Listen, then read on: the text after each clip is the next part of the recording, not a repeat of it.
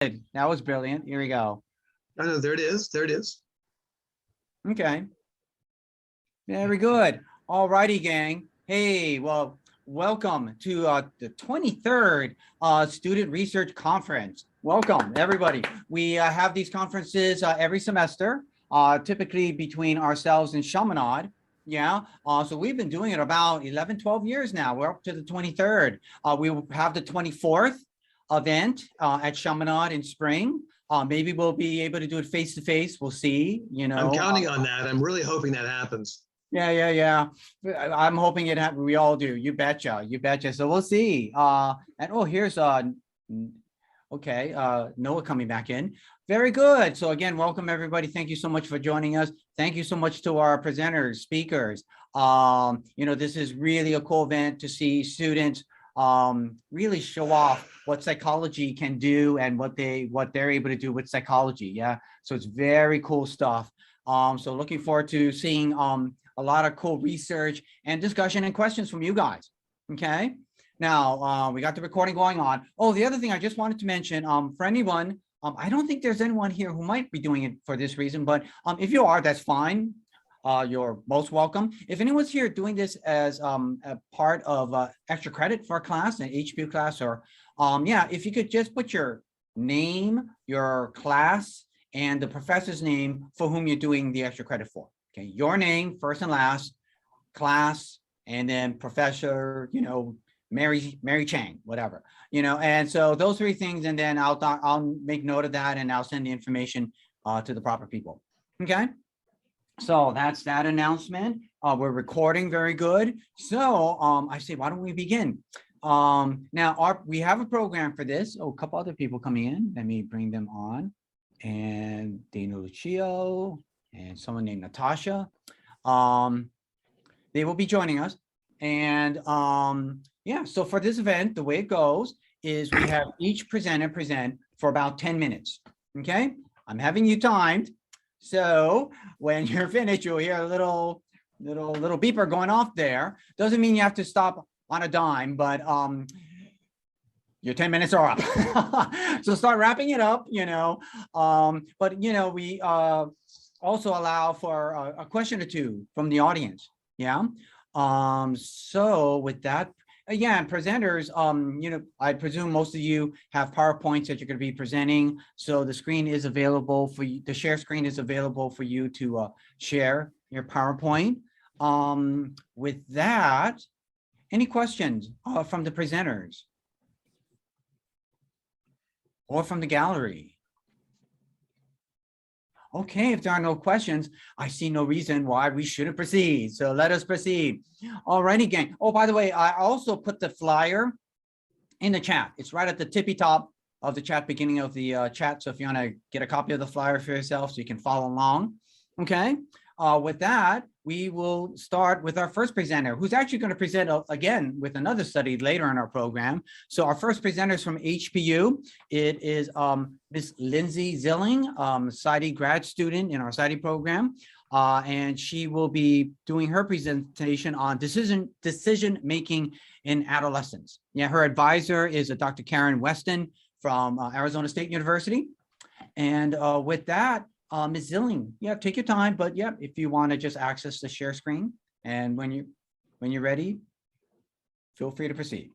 All right, thank you for that introduction. I will be sharing my screen for this PowerPoint, and bear with me, this is the first time I've had to share a screen before, so take your time, no rush.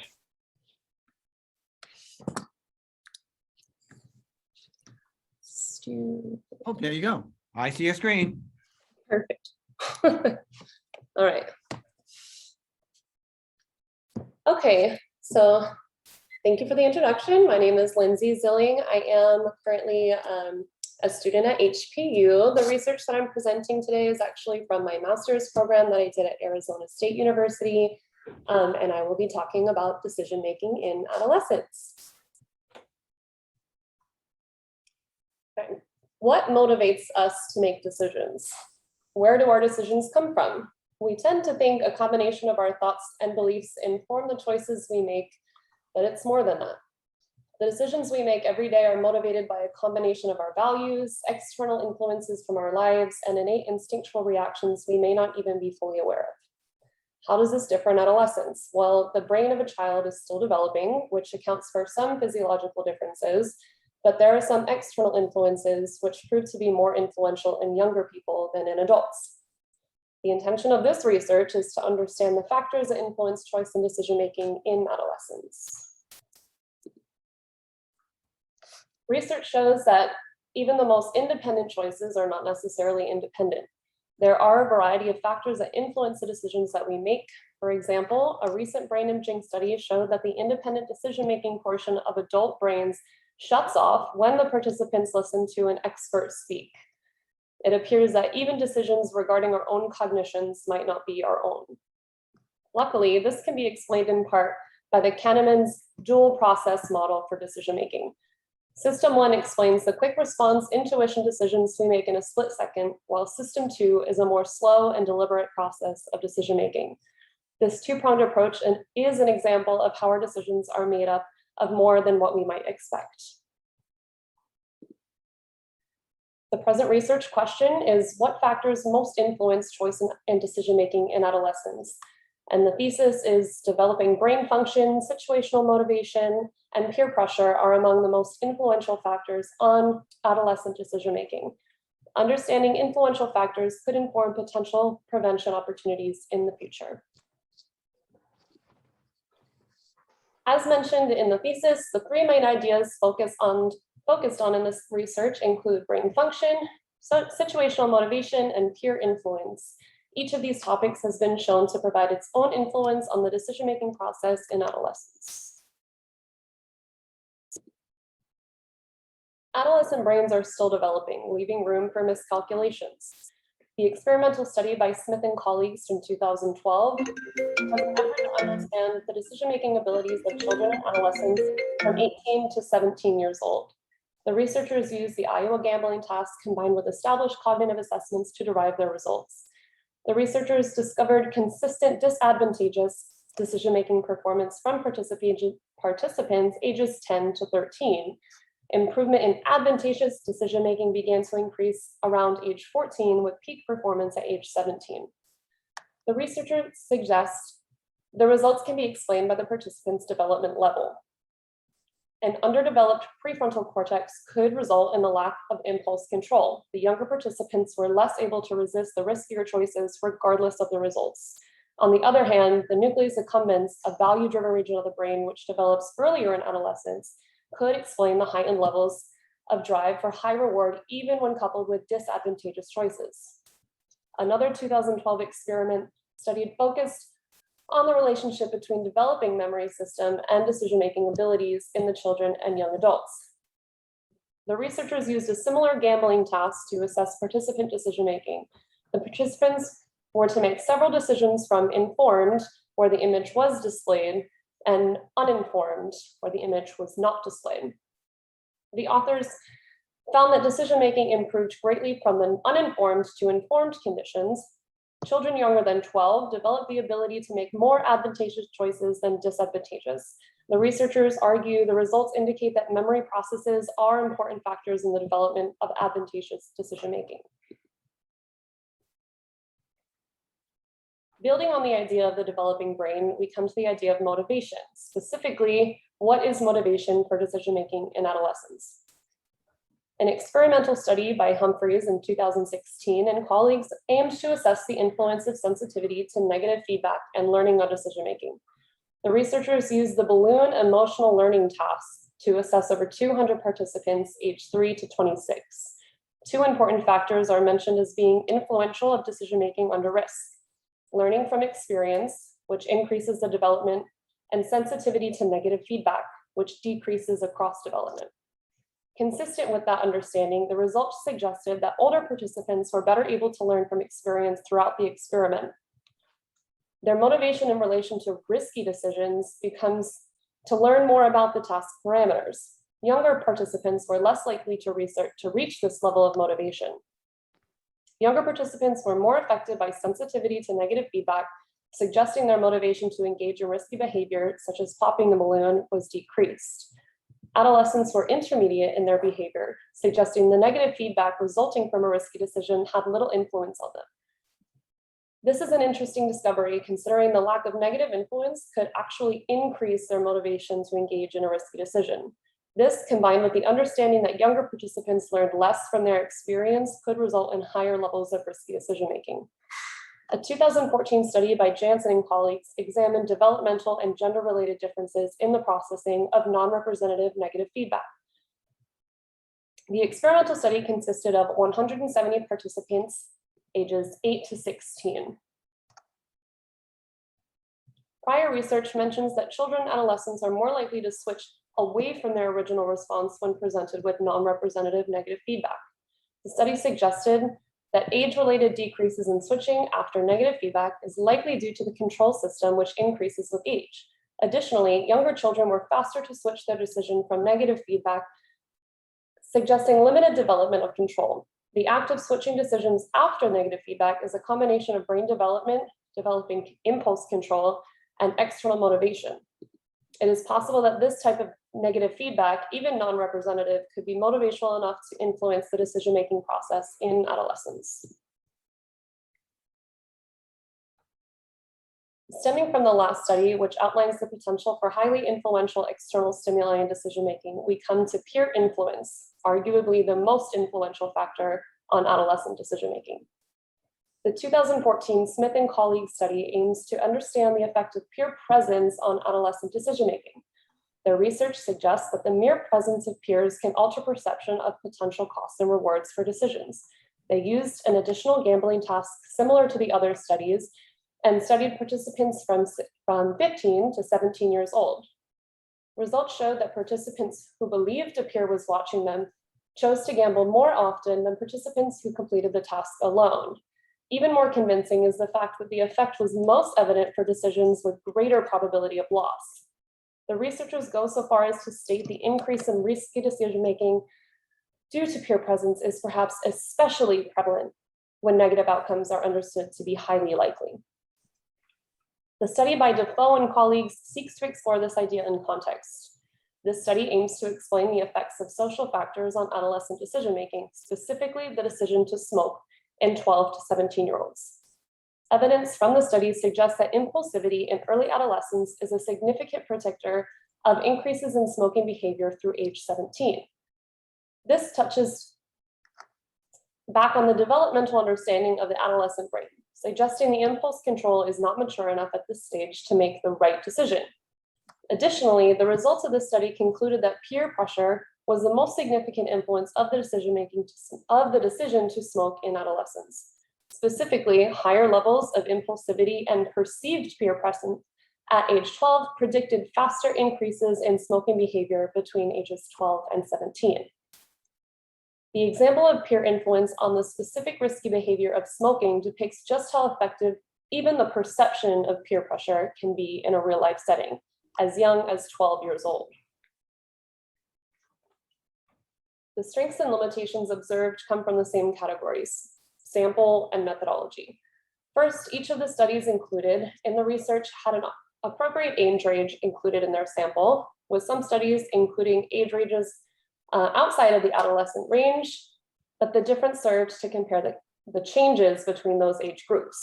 The studies used established instruments to assess their measurements, many of them using similar gambling tasks to determine decision-making abilities, which might be able to increase the validity.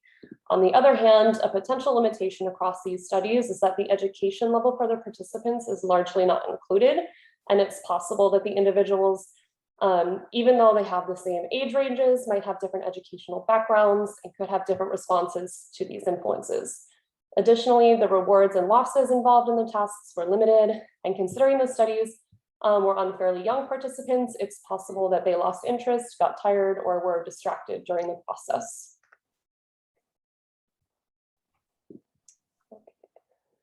As we've seen on the previous slide, the presented research shows limited developmental function paired with various situational motivators creates a shaky foundation for the influence of peer pressure.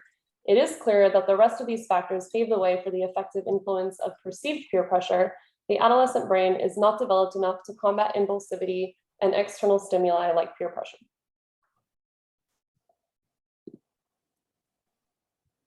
Future research on this topic should aim to amend the mentioned study limitations, such as including education level of participants and including a variety of reward and loss opportunities to keep participants interested and involved.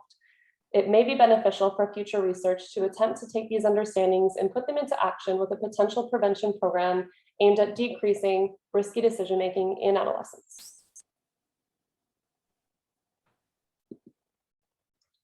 The combined understanding of each of these factors could create an opportunity to change the status quo. It can be used to build a foundation for teaching mental resistance to these types of influences at a young age.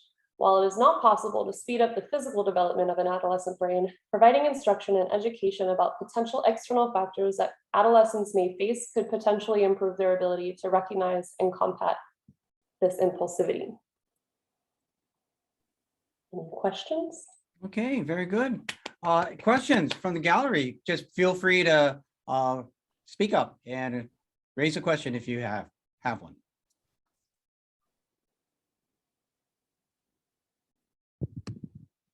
It's not really as much of a question. It's just like a kind of a thing that I noticed. The data from the 12-year-old smoking was like shocking that like that's like a thing, and like it just caught me off guard, like wow. But other than that, I think it was like very well done and very well presented. Thank you. I appreciate that feedback. Okay, others, any comments, questions? And just to remind people, at the Student Research Conference, we have a wide range of different presentations. Yes, some will present research and data they've collected and analyzed. Others will present proposals, and others will be presenting just background research that's going to be feeding into studies that they may pursue. Yeah. So with that, if there are, I'll ask one, Vince. go ahead, please, Dr. Brubaker. Yeah, thanks, Lindsay. I was wondering if you came across anything that would make some adolescents something specific that would make some adolescents more resistant to peer pressure? Any type of background factors? So actually, not specifically for this research, but in other research that I've been doing more recently, there are protective factors for decision-making, especially that revolve around resilience. And those are things like social support, better, self-appraisal from a young age. So if I were to go back in and do some more research focusing on adolescent decision-making, I would definitely look into those kind of protective factors that would moderate into this type of understanding. Mm-hmm. Yeah, thanks. Okay, thank you. And again, thank you, Ms. Zilling. With that, let's move to our next presentation. Another HPU person from our PsyD program, Mr. Hongbong Kang, will be presenting on his topic is the practicality or usability of Inspire/Max. Yeah, and his faculty advisor is Dr. Kelsey Okamura. So, Mr. Kang, when you're ready, just feel free to access the share screen. Yeah, no rush. Hey, Ms. Lucio, thanks for joining us. Thank you. I'm gonna Thank you. start sharing my screen here. Mm-hmm. Okay.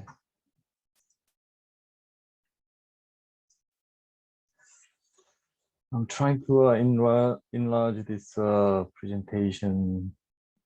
1 second, so that I can we can have a better view. Okay. Please bear with me. Oh yeah, take your time. Are you increasing the size just for an old guy so that I can see it, Mr. Kang? That's kind of you. I'm sorry. Oh, no worries. Increase the size. Go right ahead. Yes. So Your old eyes, then. Without Red Bull, he needs a bigger. Yeah.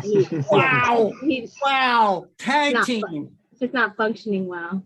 You know we're being recorded, right?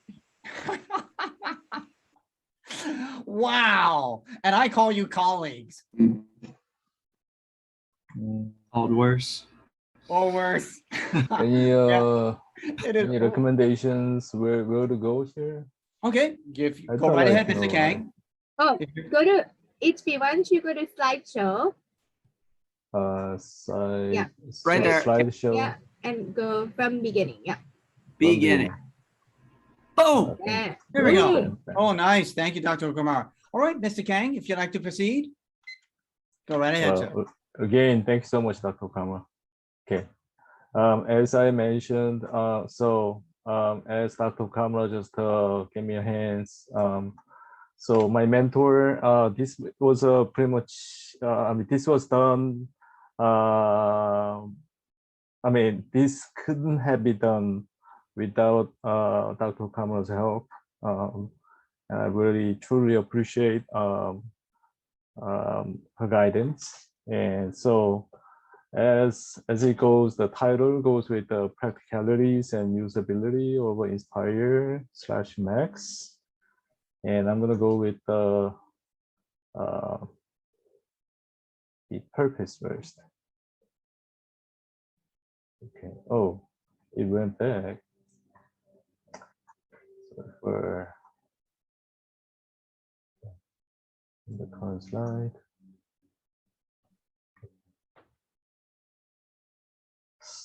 Okay, it's not really okay. I'm gonna just go with the beginning.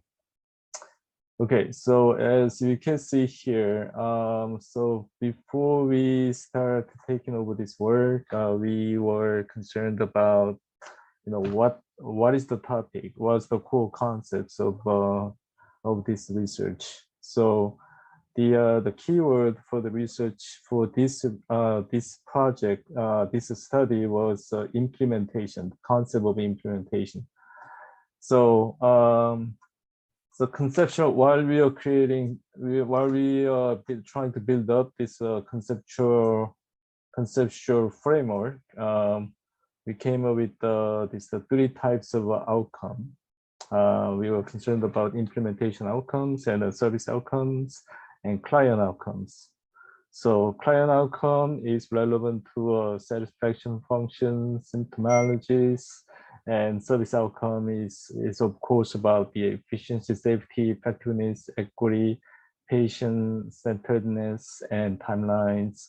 And implement outcome was about the acceptability, adaptation, appropriateness, cost, feasibility, fidelities, and penetration, sustainability.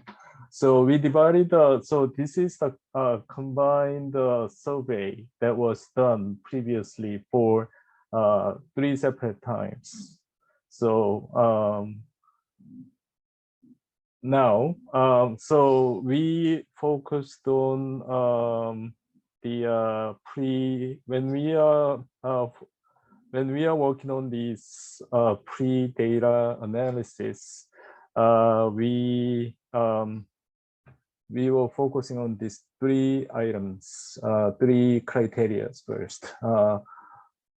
Normative method, which seeks to produce general statements that account for larger social patterns, which form the context of single events, individual behaviors, and experiences. And also we were focusing on quantitative statistical analysis, work with the large survey data sets or other forms of statistical data, and to conduct the quantitative statistical analysis as their method of study. And ideographic approach, which involved trying to uncover a great deal of detailed information about a narrower subject of study. So we are trying to focus on these 3 criteria. So quantitative, ideographic, and numeric. Okay. So we first defined the dependent variable. Dependent variable was evaluation scores, which goes higher or lower.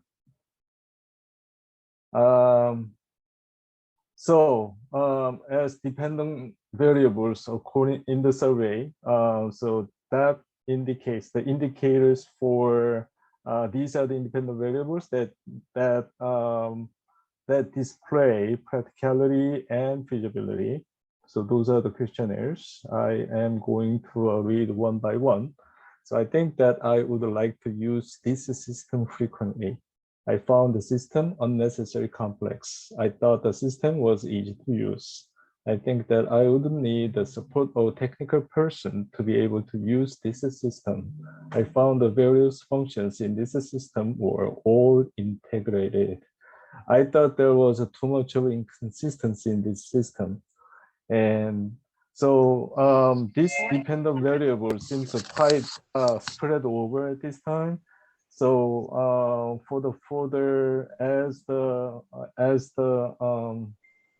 this conceptualize advances and proceeds, we will require rearranging the conceptual frameworks. Okay, we're gonna go to next one, independent variables. So our independent variables here is gonna be time, roles, unit, location, caseload, degrees, etc. Okay, study design. So at this time, the numbers here, the surveys were conducted 3 times. Time 1 was pre-implementation. It was done on February 2019. And the sample size was 144. Second time, mid-implementation was done on April 2019. The sample size was 106. And time 3, post-implementation was done on February 2020, and sample size was 95. So with having these independent variables and dependent variables, we were able to, we were planning, and we largely came up with 2 possible study, which is cross-sectional, and another one is a longitudinal study. So cross-sectional study compare different population groups at a single point in time, and so we are trying to compare many different variables at the same time.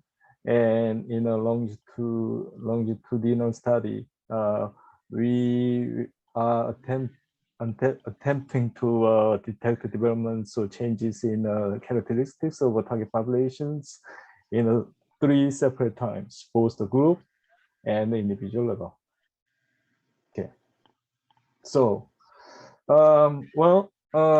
so tool is going to be a correlation coefficient, so which is a measure that determines the degree to which the movement of 2 different variables is associated. And well, correlation coefficient, as we know, the most common one is Pearson's product moment correlations, and that's the scale from -1 to +1. So it's a range of scale of 2 that shows 1.0 shows perfect positive correlations.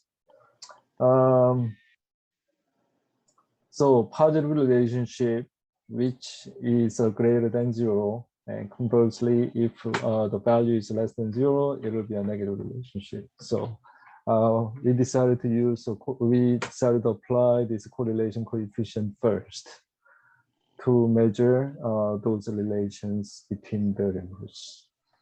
Okay, so now we're going to come up with our purpose here. The purpose of this article is to identify contributing factors that increase the practicabilities and the usabilities of Inspire/Max system.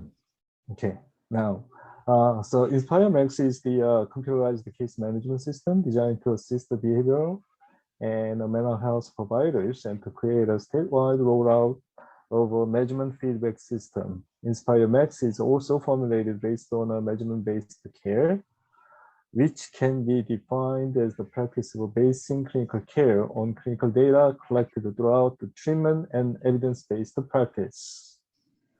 Okay, so this is a purpose. Identify contributing factors that increase the practicality and the usability, which is in line with the title. So rationale for the purpose is electronic case management system is seen as a way to simplify the management of patient information, increase productivity, and lower cost associated with psychological behavioral health management.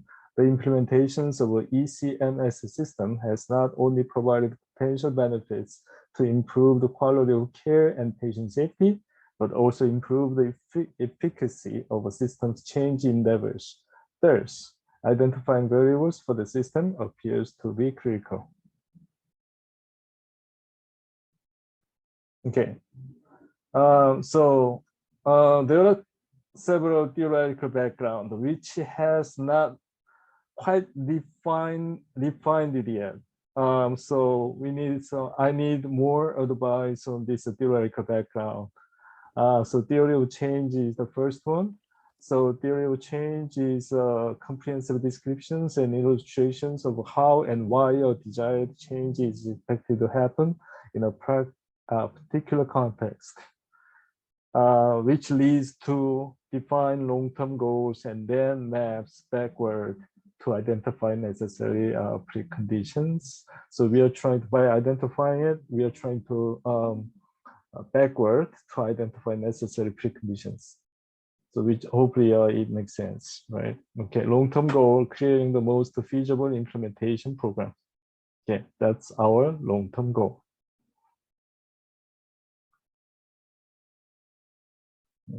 Okay.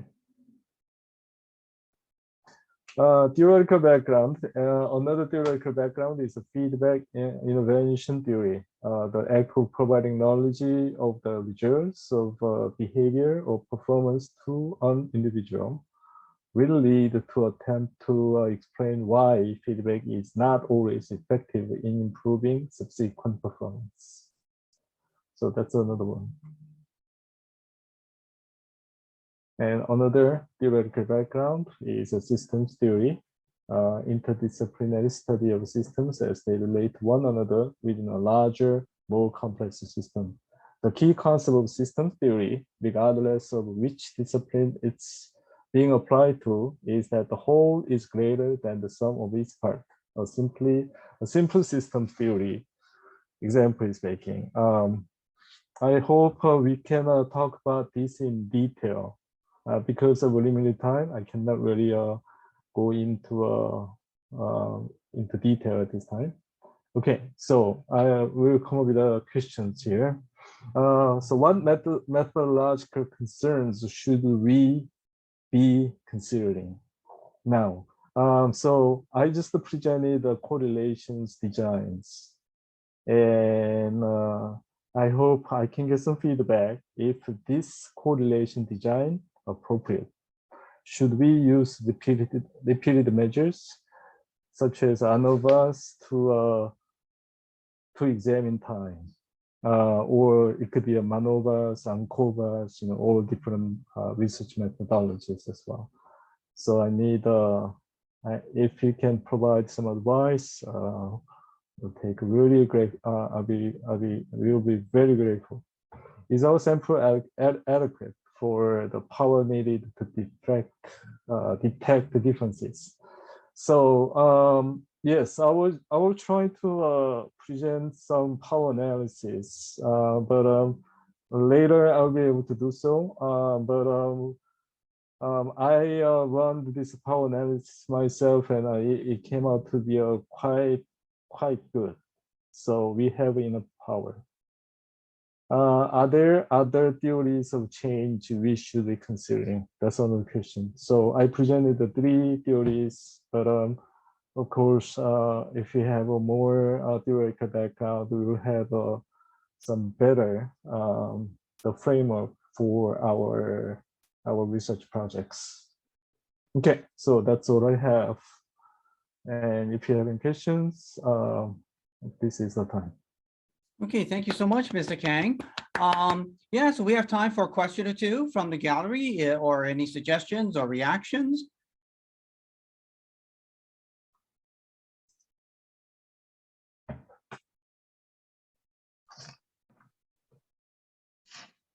I just have a comment.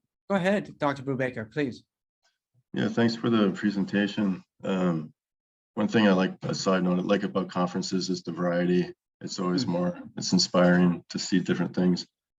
One thing to keep in mind if you don't, about questions of power, and if you're doing a correlational test, let me start over. If you have a few questions, you kind of want to keep the number of tests to a minimum to avoid the type 1 error. So if you can put a few things into a single test and then do more specific post hoc tests, is one approach to take. And then if there's a limitation with your sample size, you might have to just make a decision to say, what's a key question here to ask with the opportunity that I have with the data and the study. And so you might have to just do a little more background reading and to see what hasn't been asked yet, what's unique to this situation, and then focus in a bit.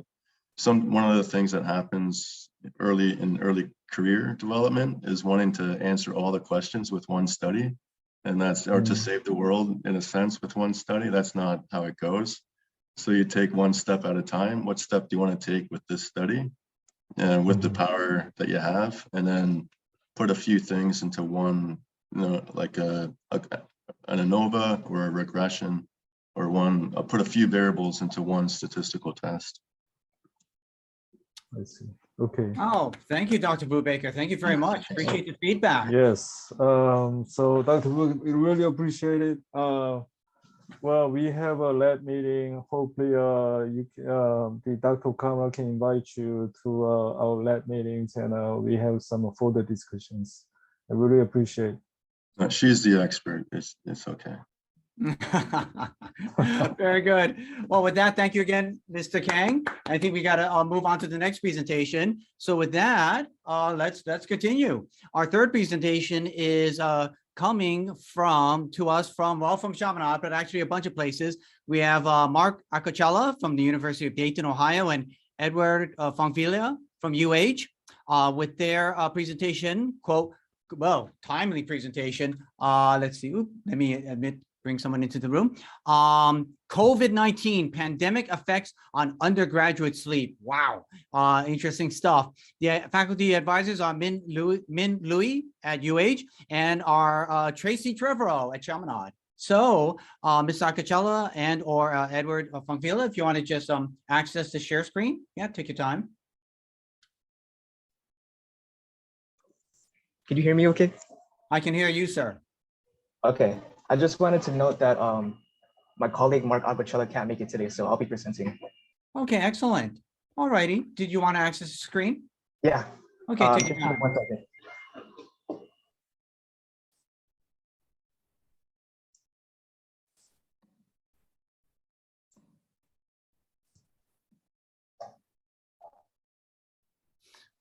All right. Yeah, I see you. So yeah, Mr. Fongvilla, when you're ready, just say when. Okay. Not yet. Not yet. Oh, no worries. 10 seconds. Okay. Hi, everyone. My name is Edward Fongvilla. I'm from the University of Hawaii at Manoa. Unfortunately, my colleague Mark Acocella from the University of Dayton can't make it today. Tonight, I'll be presenting to you the effects of the COVID-19 pandemic on undergraduate sleep. So as we all know, undergraduate sleep, especially in college, is stressful. There's so much things going on. You got to pick out your major, you're an emerging adult, there's social challenges, you have commitments, you're in probably different clubs and sports, and studies have shown this will lead to insomnia. And studies have also shown that undergraduates don't get the recommended 7 to 9 hours of sleep. They actually get less. And because of that, their sleep quality is very reflective on non-restorative sleep, as they don't get as good enough sleep as they should. So when the pandemic hit, it had a big hit to the health of people. Usually, people, they have trouble kind of transitioning from being in classrooms all the time to being at home. And because of this leads to increased anxiety and increased levels of depression. So like with the social isolation, the changes in school teaching, this can all lead to different disruptions in the person's health. And with that said, It can also lead to a person having a worse diet, decreased physical activity from not going outside as much and staying at home. And also, maybe they're coping with increased use of alcohol and recreational drugs. The pandemic also had a disruption to people's sleep in the general population. So if someone had, say, an underlying health problem or sleep problem and transitioning to the pandemic, it will get worse. Studies have shown that it will get worse because the pandemic pretty much loosens their schedule. And studies have also shown that worsened sleep quality happens too, and phase delay in time to bed and wake time is also a factor. And what that means is just basically the time gone to bed and the time waking up to bed. Also, increased napping is a factor, increased insomnia symptoms. There's a variable of increase and decrease sleep times in different studies. There's also a report that females have worse sleep outcomes than males. So how did we conduct this study? And the question that we asked for our hypothesis, we wanted to study how undergraduate students' sleep during the COVID-19 pandemic would differ from before the pandemic in the following ways. 1, phase delay in sleep and final awakening time. 2, prolonged sleep onset time. 3, greater number of awakenings, which just means decreased sleep efficiency. 4, decreased total sleep time. And 5, female students having a worse sleep time than males.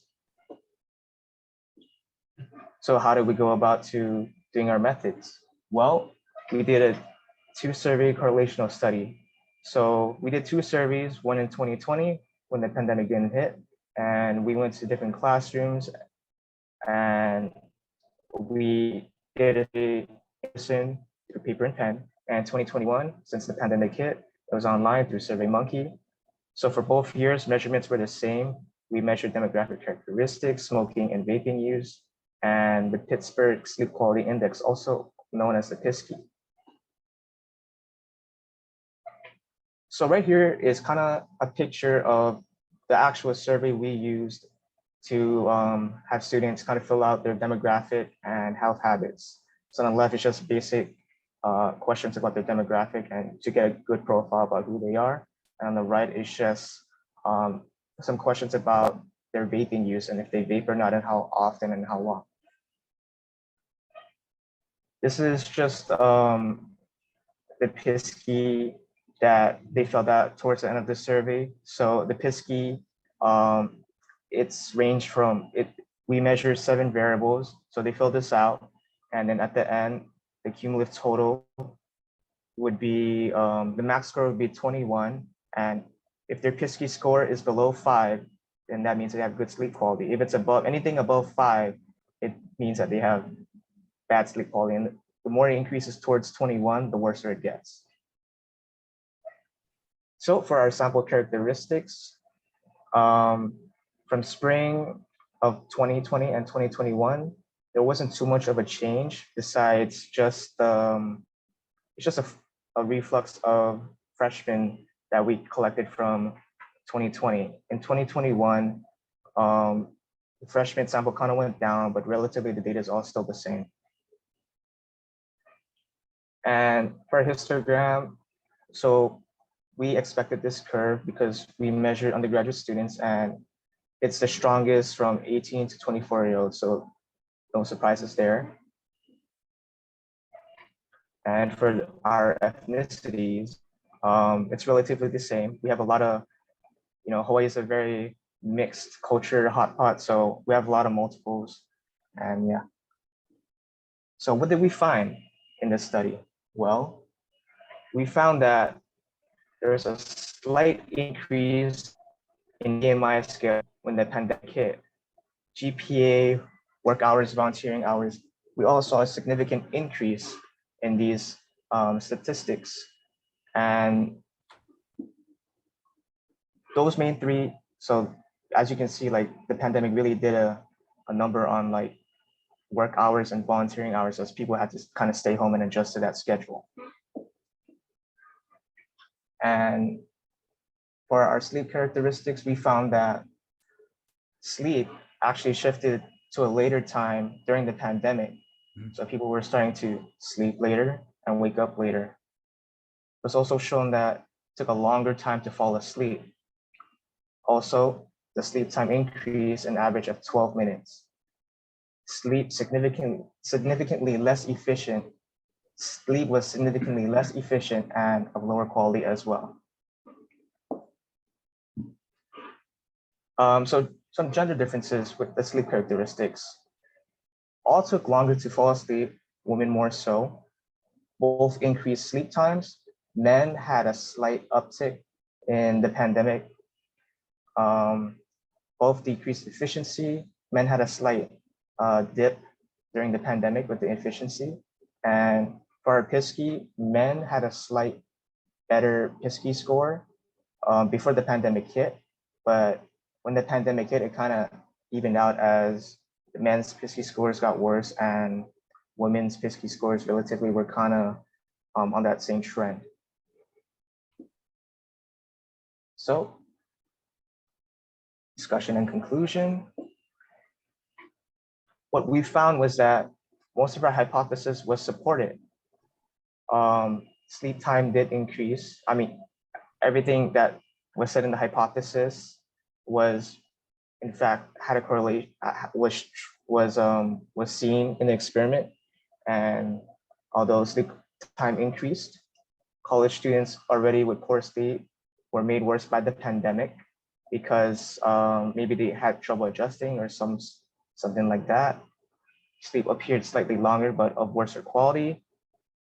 And men appeared to have less superior sleep quality compared to women during the pandemic. Women still had worse sleep outcomes overall compared to men. So some implications was that we wanted to have undergraduate students that need support to improve sleep, to have interventions for both genders, and maybe have like a class or kind of education of, you know, how to have a better sleeping schedule during the pandemic, because a lot of people, they might have a really hard time adjusting, whether it's commitments that they have, school, work, etc. Also, more study needs to be explored on why men appear to have relatively worse change in sleep quality due to the pandemic. Interesting. And some limitations is that we did a correlational study, so causality was not able to be established. We also had a high representation of Chaminade students, but as you all know, like Chaminade is not a big university, it's a kind of small university. So it's compared to like other colleges, it's kind of different. And in Chaminade, there's a very different ratio between women and males. So there's more females to males. And here's our reference page.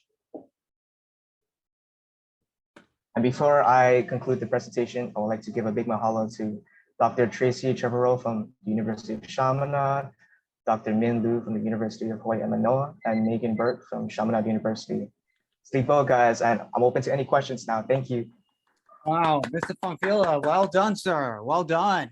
Oh wow, right down to the very second. Well timed, sir. Quite impressive. Hey, I have a question. What are your thoughts regarding why the quality of sleep for men took a little kick? You know, actually, me and Dr. Trevorrow kind of talked about this, and we kind of had this assumption that, you know, men they like that and like, you know, kind of play sports or gather.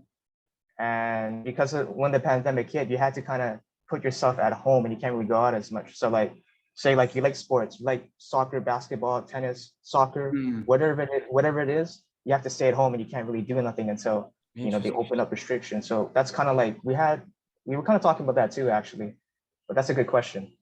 Good hypothesis on your part, sir. Any others, questions, comments? I have a little bit of an observation, actually. Go ahead. First off, Edward, that was amazing. Thank you so much for your presentation. It was really well done. I was actually really floored that men had poor sleep quality than women. I was reminded of an article that I read from the American Psychological Association on Gender and Stress Relations. And it was talking about how women are more likely than men to experience a great deal of stress at 28% versus 20% for men. So I think for me, just because of the correlation between stress and sleep, I would have assumed that women would have had poor sleep quality. But it was really interesting that men like ended up being the ones with the poor sleep quality rather than women. I was wondering just kind of further, do you believe that maybe during the pandemic, stress levels would have been heightened for men, and that for whatever reason, like, could that have been a contributing factor? Or do you think that it really just was because men were doing, like, I guess, more things than women and were just involved in more activity? I'm just trying to kind of figure out really why, like what the root cause of that would really be.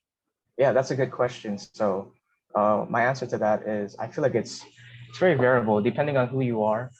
But I feel like for men, they gather a lot, whether it's going to the gym, going to clubs, playing sports. They're always kind of like more outside. And when that was kind of shut down, then they're kind of stuck at home, I think. Women, I feel like they have a bunch of different outlets where they can go on, maybe social media, or just FaceTime your friends, have a group chat. And I think they're already used to that. So then when the pandemic hit, it wasn't really much of a big issue compared to men, where they kind of had to, I guess, adapt if they weren't used to that, kind of just staying at home and kind of staying situated at their chair, or, I don't know, like maybe they're not used to it and kind of took a dip on their sleep and their health habits and just their whole schedule. So I think that's my answer to that. Thank you. That's a Okay. really interesting observation. Yes, and thank you for that comment, Noah. With that, thank you, Mr. Fonfila. Well done, well done. And with that, let's move on to our next presentation. This person's not on the list, but he's going to present on a research idea that he's been working on. So that's Mr. Egelhoff. So Mr. Egelhoff, if you'd like to do share screen, please feel free to jump on and let me know when you're ready. I can do it. I can talk a little bit. So the basic premise was it's a specific Ames request for essentially a mock research proposal to get permission to do a certain experiment that I thought up of and have been working closely with Dr. Okamura. And yeah, so I'll share screen and run you guys through it. Sorry, there's no like PowerPoint. I was super like last second. I didn't know I'd be here until like literally yesterday evening. So please No bear with worries. me. Oh, no worries. Mitchell, I'll just jump in and say that like I forced you to come here, and I thought his specific aims were great, and so it's an interesting design. So I was eager for him to share it and get feedback from all of you. And this Mitch is a student in my research methods course. Well, I'm not surprised at all because you forced me to have this conference. So we're all here because we're here essentially because of force. So and then Mike forced you to drink mushroom coffee. oh, I was told it was like a dinner, so I was expecting food. whoops. All right, well, Sorry. Go ahead, Mr. Egelhoff. I will share the screen. All right. So, all right, how do I get you out of here? All right. So basically, my theory is that suboptimal sleep in college students, either at the undergraduate or the graduate level, will cause a negative decrease in one's GPA. So basically, what I wanted to do was to set up an experiment to prove the hypothesis of that suboptimal sleep will cause detriment to student performance. So the experiment I'm proposing is a design of a ABA reversal to test the hypothesis of insufficient sleep. So basically what we're going to get going would be gathering a pool of college students from Hawaii Pacific University. The plan is 10 undergraduates and then 10 graduates with 5 male identifying and 5 female identifying from each pool to see like how, if there's any gender difference on the data. And we were gonna, of course, it's all hypothetical. I don't really have, I gotta like make it sound super legit. But so the thing is, we're gonna have at our facility, we're gonna have a 3-week period to where students would be provided with sleep timers, or they can time it however they choose, but stuff will be available to them. So the first week is going to be like, it's going to be all mock assignments, like, you know, general education, curriculum, tests, assignments, have them there from 9 a.m. to 3 p.m. with 3 30-minute breaks, Monday through Friday. So basically to simulate a classroom and setting. And then the night before, they're going to be instructed to make them, so no matter what, you can't have more than 7 hours of sleep, and you're going to report your suboptimal amount, and then you're going to come in, do all this work, da da da da da. All right, week 2, come back, you gotta sleep, you gotta have like everything ready, get your 8 hours, cruise, be whatever, just come fully rested, do the same thing. So they're going to be doing, you know, general education, math, whatever is required. And then so that'll be a second week. And then on the third week, as the reversal design, we're going to go back to the rules of week 1, have them all go through crappy sleep, and then they'll all do their tests, assignments, and then we'll go over the data and then gather an average scores and convert it to like a GPA for the week per se.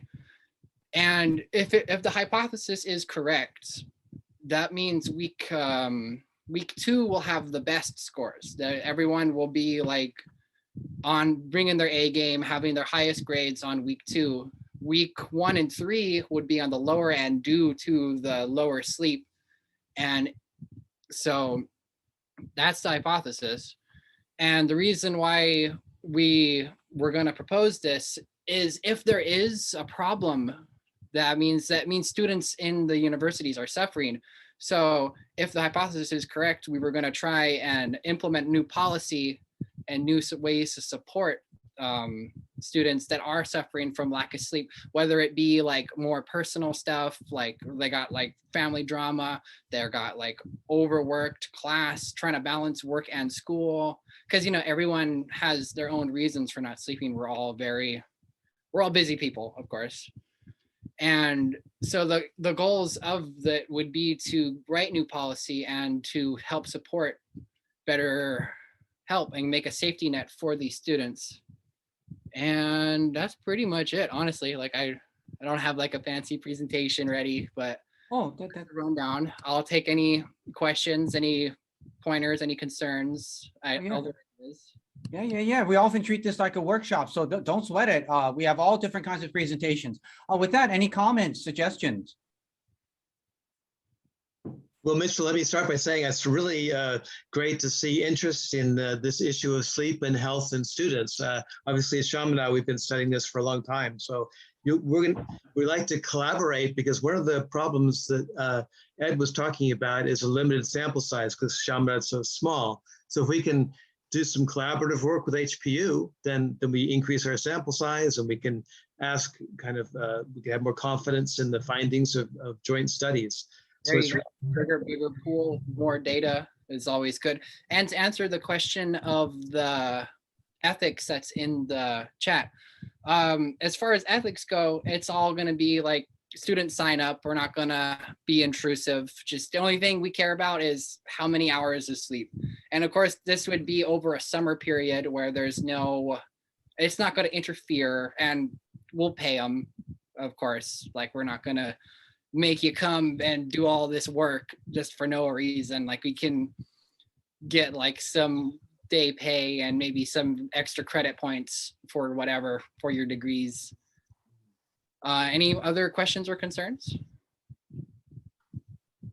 Okay, well, with that, thank you, Mr. Egelhoff. Thank you, Dr. Trevorrow, for your collaborative invitation there. Very good. Hey, and you know, Tracy, you've been you're advising so many students on great sleep research. I think it's just trickling down to the other universities. You know, you are Dr. Sleep, sir. Yeah.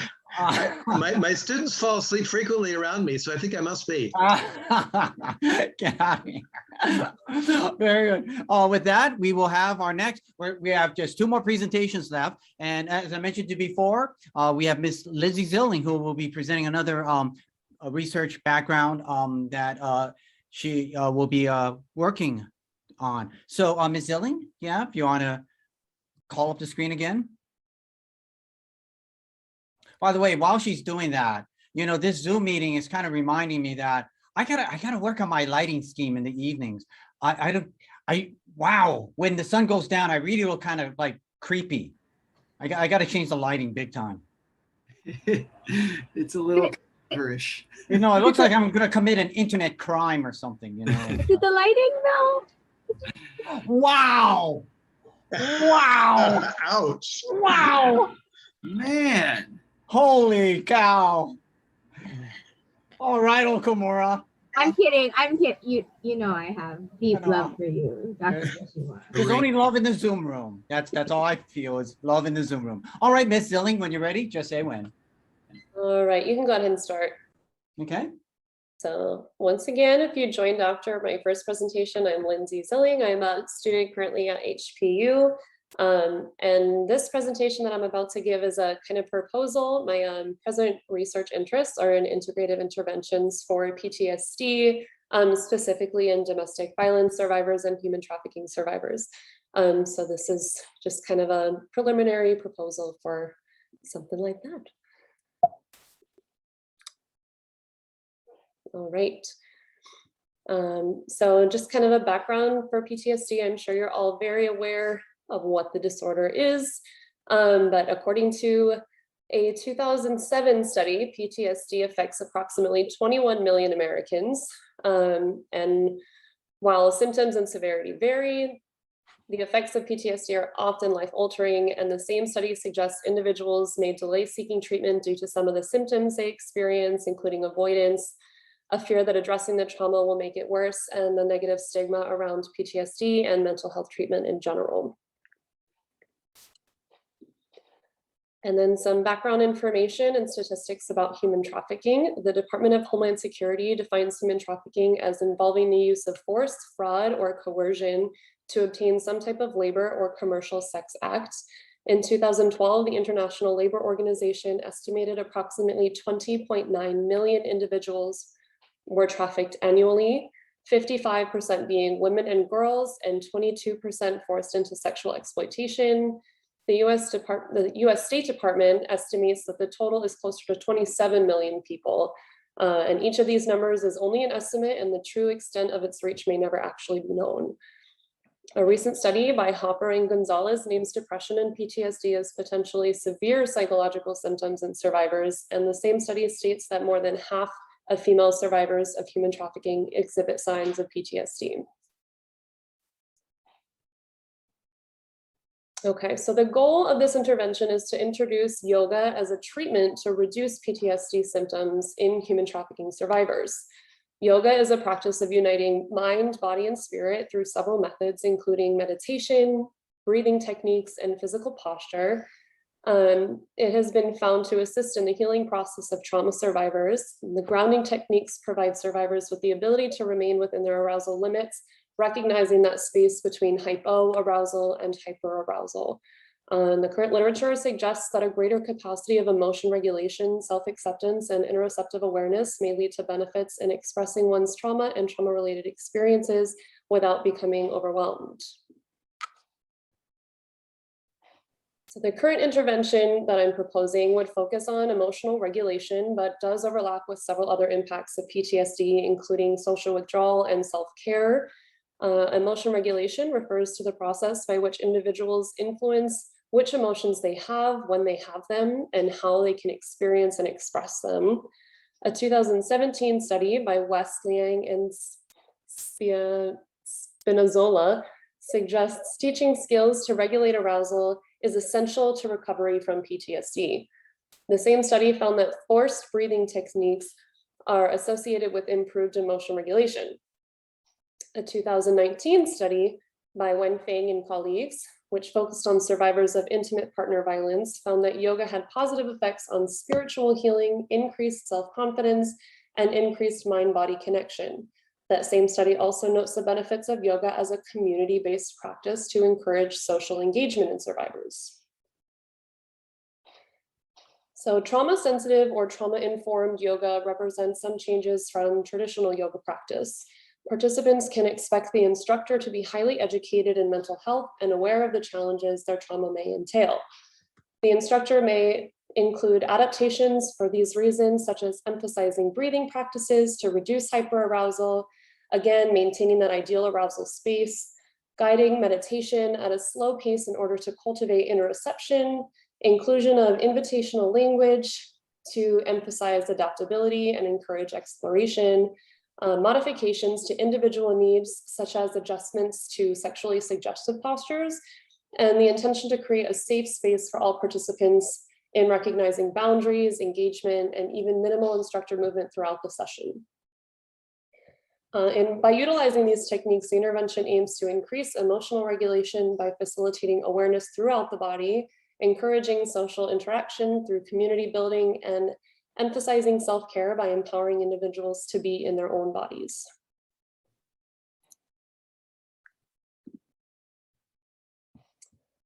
So this intervention would begin with a pre-assessment consisting of questionnaires to determine perceived safety, potentially with the Human Insecurity Scale, and well-being from the World Health Organization scale.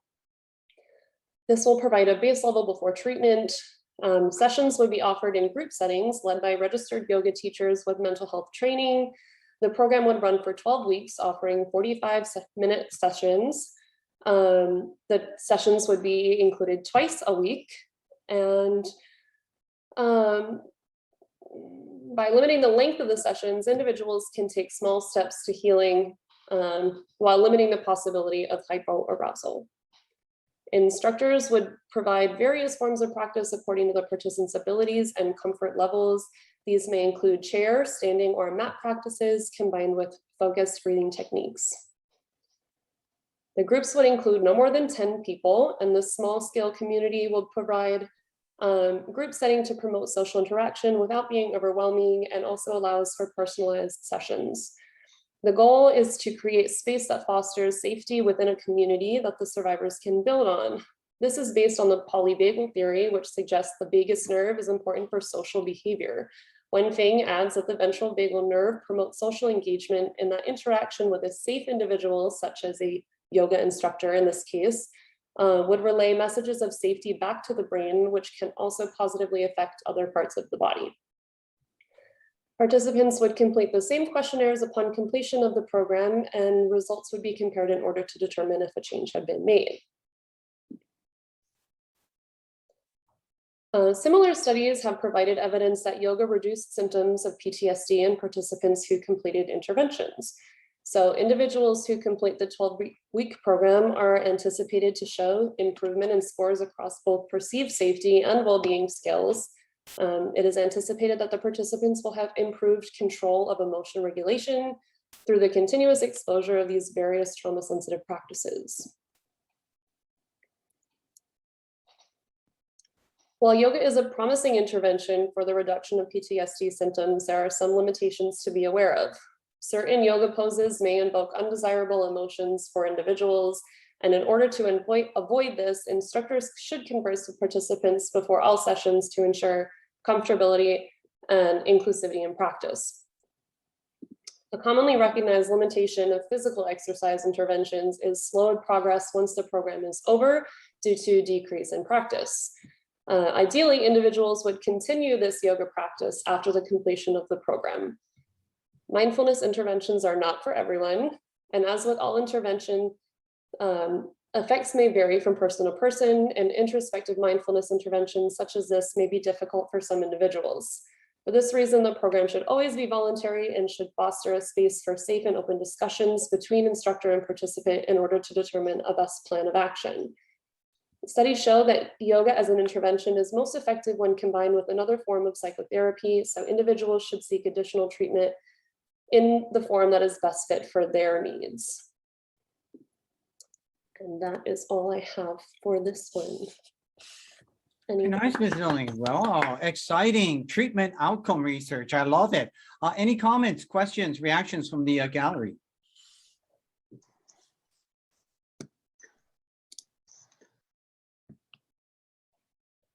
Here's a question I have, Ms. Zilling. I have a few, but here's the one question I have.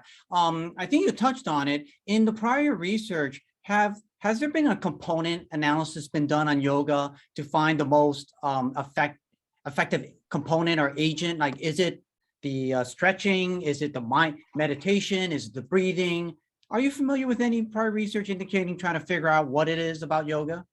So I'm aware that there's kind of different research directions going on currently. There's some people doing research specifically on the breathing aspect of it. You're going to see a lot of stuff with military veterans that focuses on breathing and cortisol levels in response to breathing techniques and that kind of stuff. There's also research to support that mindful body movement, like the physical movement itself, can bring more awareness to the body, which helps, like I said, kind of return to that optimal arousal level, not too much, not too little. And that can kind of help you maintain that throughout your day, even when you may be triggered by something in the environment or, something like that. But I'm not sure that there's one specific component of it that anyone is saying like, this is what's happening, this is what's going to work. I think it kind of depends on the individual, and usually a combination of things. So like I said, just in the end of my presentation there, in most cases in this research, it shows that any kind of physical movement intervention is best combined with another form of psychotherapy. So, looking at things like yoga in combination with CBT is going to be your best bet. Gotcha, thank you. Others? Yeah, well, Lindsay, I was just thinking of a first of all, it's really great that you're kind of shining the light on PTSD in abused women and sexual trafficking. Usually we sort of think of PTSD as mostly around military experiences and those kind of war-related traumas, but it's certainly very important to shine the light on these very vulnerable populations. I was thinking of a concern that Dr. Brubaker brought up before about having too many components to look at once. And there's going to be enthusiasm to try to have a blunderbuss approach to see, how much effect you can have. And so it's going to be tempting to put in more than one component. And I was also thinking about the need for controlled studies of the effectiveness of this, which brought to mind, I wonder if meditation might be a really interesting control, because you have meditation when there's not a lot of movement with meditation, but it's very much a calming, focusing, centering, mindfulness kind of experience, but there's no movement, or very little movement. And so that might be an interesting kind of a comparison group. Yes, I agree. Just thinking out loud here.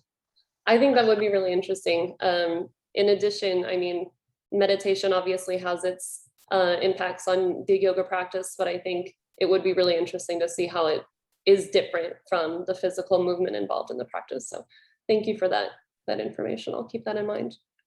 Well, and another one, Ms. Zilling, are you familiar from prior research? Are there a certain number of yoga sessions that produce an effect?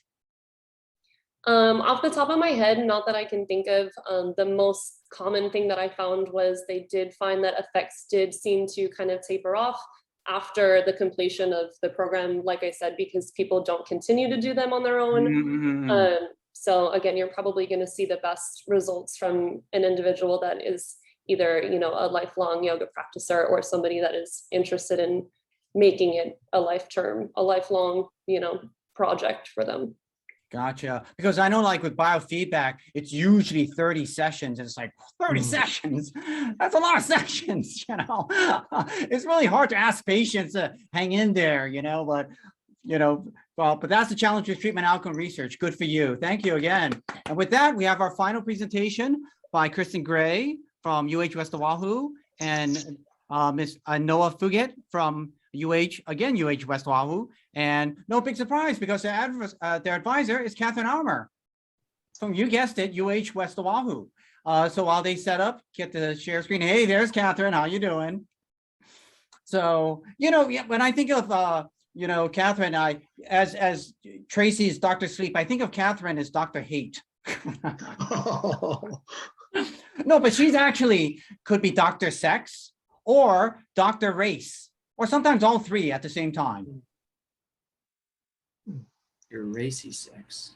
The effects of race and hate and sex all in one setting. All right, so Ms. Gray and Ms. Fugit, if you're ready, just say when.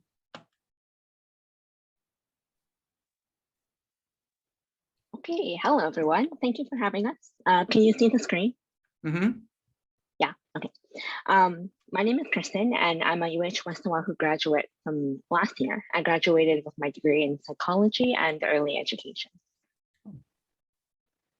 And my name is Noah Fugit, and I'm in my senior year of completing my bachelor's in psychology at UA West Oahu as well. Myself and Kristen are currently a part of Dr. Catherine Armour's UH West Oahu Psychology Research Lab. We are currently studying empirical findings on overcoming hate in interpersonal relationships. If we take a look at some existing research on hate and overcoming hate, we find there's very limited research. We see that Reisen, Macaulay, and Rosen found that hate is a dangerous and destructive emotion. Oatley, Keltner, and Jenkins further support this argument with their research, finding that hate is our biggest handicap as a social species. And we often refer to extreme examples of hate, like the Holocaust. And as we know, hate is a taboo subject that we as a society do not talk about very much. Even though both love and hate are equally important in intimate relationships, we prefer to focus more on the love aspect more than we do the hate aspect. And I think many people would agree in saying that when someone hurts us, we would do well to get over that hate, like move on. However, when there's still little existing research on practical ways to overcome hate, how can we find ways to talk about it? Or how can we overcome it if we can't even find ways to talk about it, And within her research, Dr. Catherine Armour found that we often hate people who are closest to us. And these are people such as family members, friends, and ex-lovers. And the reason why these people hurt us so much and these relationships can hurt us so much is because they're closest to us. And so that means they have the most impact on our level of hurt when a transgression occurs. So some researchers like McCullough found and suggested that forgiveness is a way to work past these transgressions. McCullough also provided research on anger, upsetness, and forgiveness within his article, Forgiveness, Who Does It and How Do They Do It, published in 2001. He found that the two most classic responses to transgressions are avoidance, which involves seeking distance from the transgressor, and seeking revenge, which involves opportunities to harm the transgressor. Most scholars also concur that forgiveness is distinct from reconciliation, which is a term implying restoration of a relationship. But what is forgiveness on a foundational level? According to Webster's New Universal Universe Dictionary in 1983, forgiveness is defined as to give up resentment against or the desire to punish, to stop being angry with, or to pardon. McCullough also found that certain peoples may be more inclined to forgive past transgressions than others. These factors influence forgiveness and are traits such as forgiving personalities, agreeableness, emotional stability, and religious affiliations. But even if forgiveness works for anger, can the same be said for hate? The exploratory analysis our team conducted was in response to the lack of empirical research on how to actually overcome hate specifically. The purpose of this analysis was to find out what truly works for people in overcoming hate. We hypothesized that people's versions of how to overcome their hate and dislike will be different from those who have actually overcome their hate and dislike. And to conduct our research, we distributed a Qualtrics survey and we split the resulting data into two groups. We have those who currently hate a person and those who no longer hate a person. For those in the current hate group, we had a total of 106 participants. Of those were 73 female, 31 male, and 2 not declared. The mean age that we found for this current hate group is 20.31 years, with a standard deviation of 4.38 years. For those in the no longer hate group, there were a total of 212 participants. Of those were 155 female, 56 male, and 1 other. And the mean age for this group who no longer hate a person is 20.25 years with a standard deviation of 3.39 years. So we asked participants a question, and for our instruments, we asked them 2 questions specifically to kind of differentiate. We asked them, why do you hate this person, for everybody? And then what would help you to overcome your hate for those in the current hate group? And for those in the no longer hate group, we asked them what would help you to overcome your hate. When we first collected our data, we asked participants why they hated the person they had identified in our survey. We placed our data in a chart to view it side by side. As seen on the graph, our x-axis, we show reason for hate, and on our y-axis, we display the frequency of hate. The orange columns represent people who currently hate, and the blue columns display those who no longer hate. Our data showed the top 3 most common reasons for hate overall were betrayal, personality issues, and other. We then did further coding of our data to figure out what the other category was specifically. We found that betrayal is current hate longer hate group. Next, personality difference by people hate or hated a person. And the last category is other. We later found that other was categorized as psychological or physical abuse. And our hypothesis stated what people think will work in overcoming their hate may be very different from what actually works for people who have overcome their hate. So in order to more clearly analyze our data, we compiled our research into 2 charts. Again, those who currently hate and those who no longer hate. In this orange graph, we see those who currently hate, and the x-axis displays the ways to overcome hate, while the y-axis displays the frequency of that hate.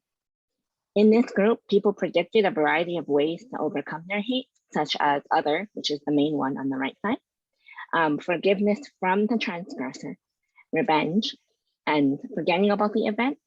And then the last one is forgiveness for the transgressor. In the blue graph, this is people who no longer hate or people who have gotten over their hate. The x-axis, again, displays the ways that people have overcome their hate, and the y-axis displays the frequency of that hate. We have found a variety of ways to overcome their hate, such as other, again, that's the highest one, forgiveness from the transgressor, forgiveness for the transgressor, forgetting about the event, and revenge as the last one. So if we take a look at the graph side by side, we can actually see that revenge is very low in its effectiveness to overcome hate. And this is very contrasting because people thought that that revenge would actually help them overcome their hate, whereas we see it doesn't really work that much based on the data that we've collected. We see that forgiveness, forgetting about the transgression, and other ended up being more likely as to reasons why people were able to overcome their hate.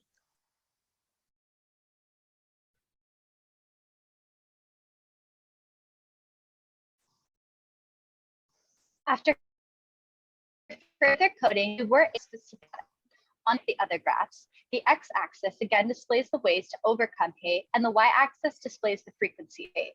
The blue bar again represents the group of those who no longer hate, and the orange bar represents those who currently hate. Between these 2 groups, change of a person's behavior and removal from life were found to be the 2 most effective ways in overcoming hate. In addition, our data has shown that people can, in fact, change, even if others do not believe that they are capable of it. Overall, we found that our data said there's no significant difference between those who currently hate and those who no longer hate in terms of why they hate the target. However, our hypothesis supported that those in the current hate group are more likely to think revenge will help solve their hate and less likely to think other methods will. For those in the no longer hate group, they are more likely to report receiving an apology, forgetting, forgiveness, time away, and the target of hate changing to actually overcome their hate.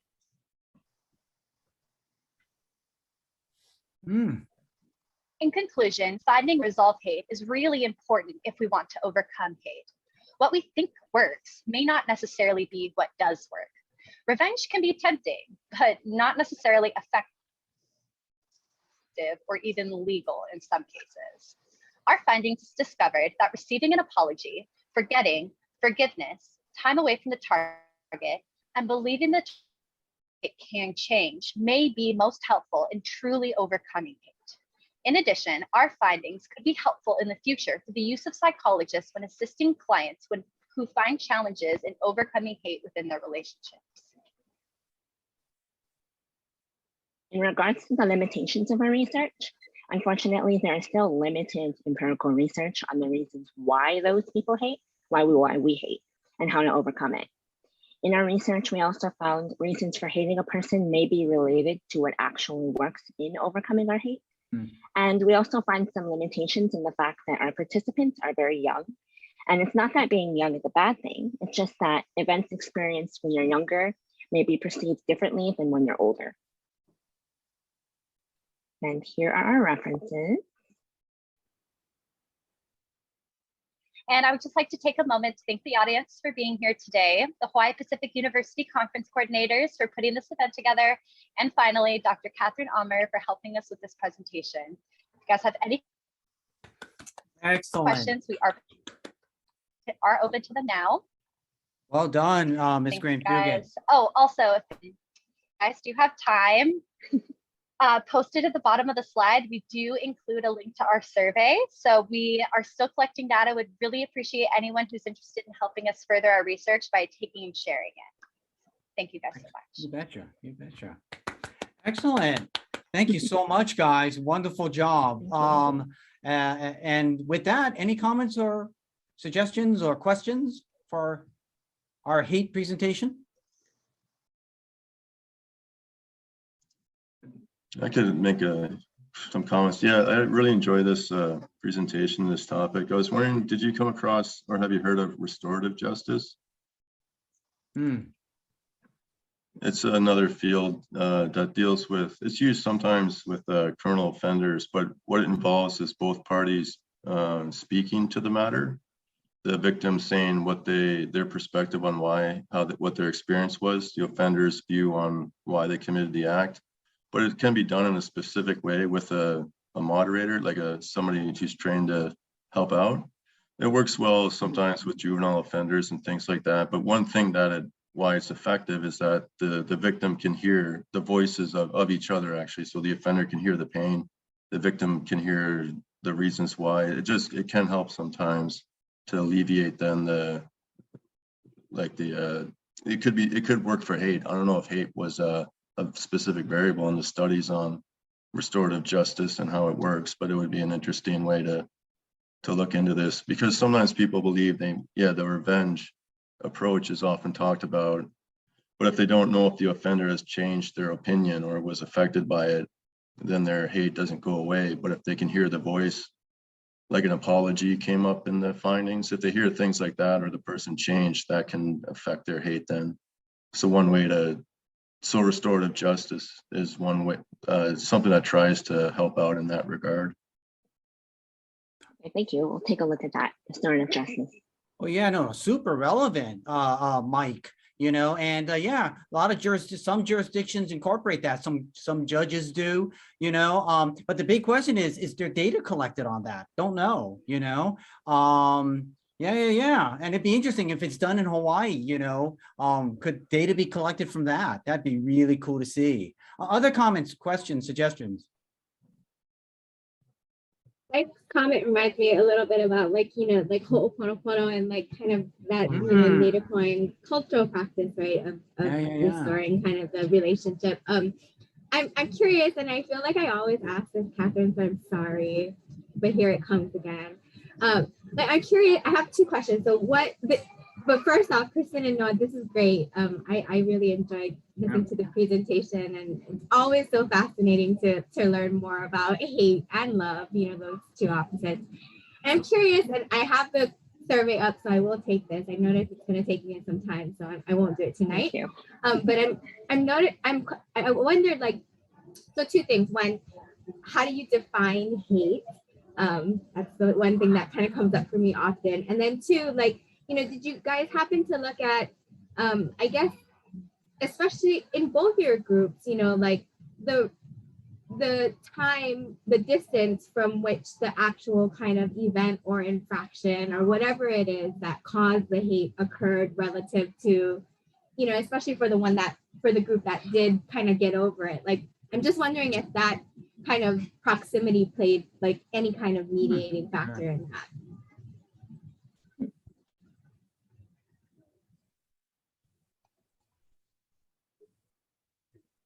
Oh, Catherine, I feel like you're talking, but we can't hear you.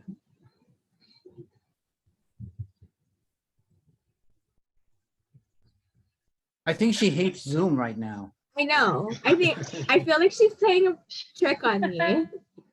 Revenge against Zoom. Oh, yeah. No can hear. Like an interpretive. Can you hear me now? Yeah, there we go. Yeah.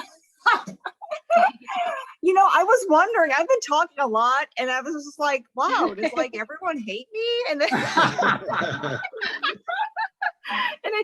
it's well, maybe they do. Anyway.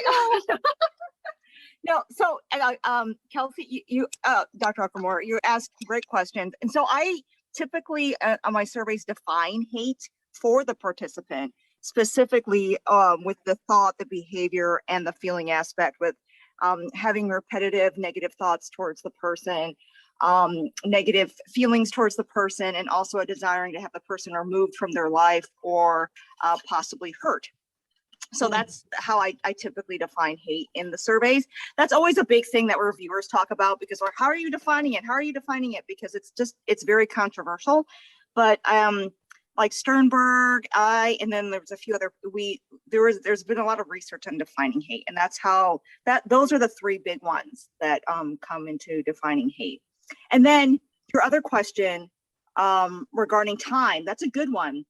And I've been doing this research for since 2007, and I've always put time in there, but it turns out time is not that big of a variable. Yeah, and you'd be surprised. I was surprised too, because I had the same inclination as you.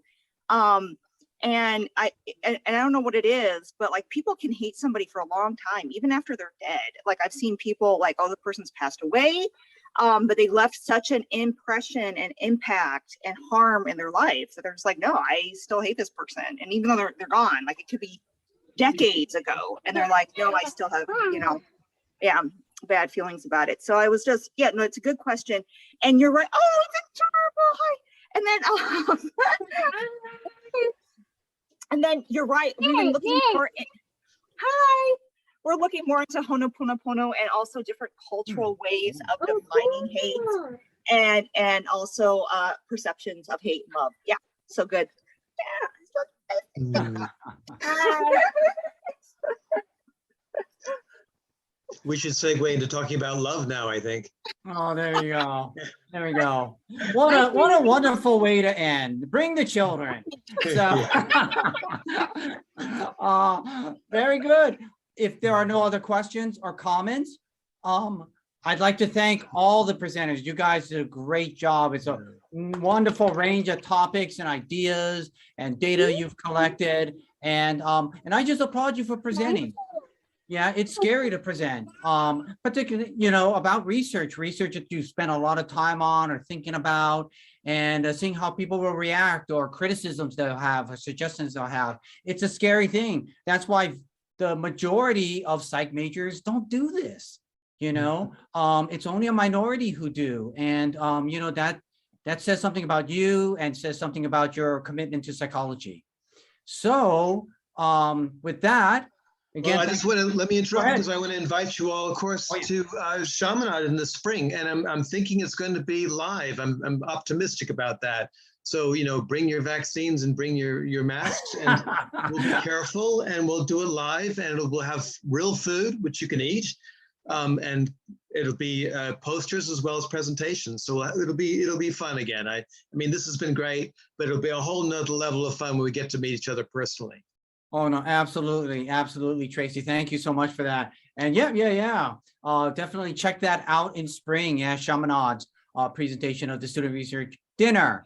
So with that, if there are no other questions or comments or shout outs, thank you. Good night, everybody. Well done. It was really Aloha. fun. I think. Thanks, Vince. Awesome. You guys did an excellent job. Have a great weekend. Take care, guys. Good weekend. Thank you, everybody. Thank you. Bye. Have a great night. Aloha. Thank you. Have a good night. Aloha. Aloha.